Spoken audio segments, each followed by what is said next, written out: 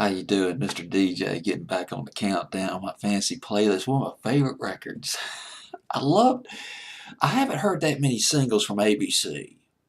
About five singles, but they were all killer. The Look of Love and the Fall of 1982. When I first heard The Look of Love by ABC, I thought those guys were black. It was a funk record, a funk techno record. I thought to myself, these guys must be from Detroit, Chicago, maybe Los Angeles. They're throwing down some jams.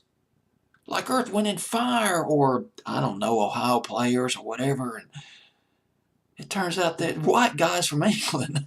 Like, well, go figure. Well, The Look of Love by ABC is from Lexicon of Love, and did well in England. Went to number 4 in England, went to number 18 here in the States, and we got Poison Arrow at number 10 on my fancy playlist, up from number 14. Fancy playlist of March 18th, 1983. Remember listening to Poison Arrow. 1983, those winter months of 1983, listening to Poison Arrow on WKOR. AM radio station. One of the last AM holdouts, I guess. FM was taking over here in the States on the top 40 scene. Just could barely pick up WKOR. WKOR from Starkville, Mississippi. About 2 hours away from here. Away from Tuscaloosa. They were about 1,000 or 5,000 watts. Had to turn the radio all the way up just to hear them in the daytime.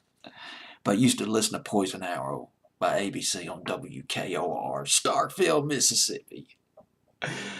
ABC, they started out, the genesis of this band goes back to 1977. They evolved from a band called Vice Versa.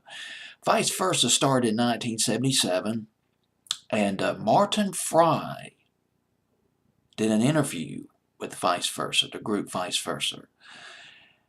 He had a fan magazine, a fanzine. It was called Modern Drugs. He interviewed Vice Versa, and Vice Versa asked Martin Fry to join their group. How would you like to join our group, Vice Versa, as a synthesizer player, playing a synthesizer? Martin Fry accepted. By 1980, Vice Versa became ABC. And the last gig they played as Vice Versa was at the Futurama 2 Festival in Leeds, England, September 1980. Then they became ABC. First British hit, Tears Are Not Enough, in 1981, and then Lexicon of Love. God, oh man. The Look of Love. It is a slamming, ramming, jamming record. I thought. Heavy beat. Martin Fry had that sense of elegance about him too. And then you got Poison Arrow, and then Be Near Me. Well, no, wait a minute. That was then, and this is now in 1983. Late 83 was not a hit here, though, in the States. Got up to number 93, 94, 95 here in the States. Probably did much better in England. Flipped over that record. Flipped over it big time. And then Be Near Me in the fall of 1985. God, just one scintillating record after another. How to Be a Zillionaire right after that in the winter of 85 and 86. And then there was When Smokey Sings. Oh, man, just tripped over that record. Summer of 1987. Tribute to Smokey Robinson. And we got Poison Arrow. The album, by the way, Lexicon of Love, produced by Trevor Horn. And so here it is, Poison Arrow, ABC at number 10 on my fancy playlist, March 18th, 1983.